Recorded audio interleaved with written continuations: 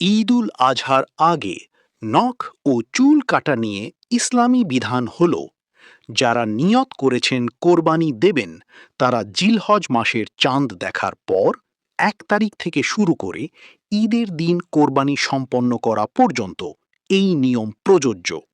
যারা নিজের পক্ষ থেকে কোরবানি দেবেন শুধুমাত্র তাদের জন্য এই বিধান, পরিবারের অন্য সদস্যদের জন্য এটি বাধ্যতামূলক নয়।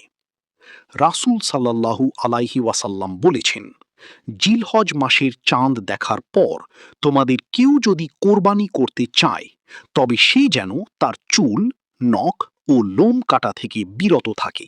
সহিহ মুসলিম। জিলকদ মাস ৩০ দিন পূর্ণ হলে বাংলাদেশে জিলহজ মাসের চাঁদ 18 মে 2026 সোমবার দেখা যাবে ইনশাআল্লাহ।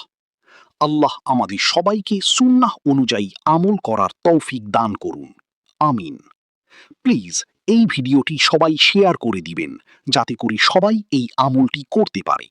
জাযাকাল্লাহু খাইর।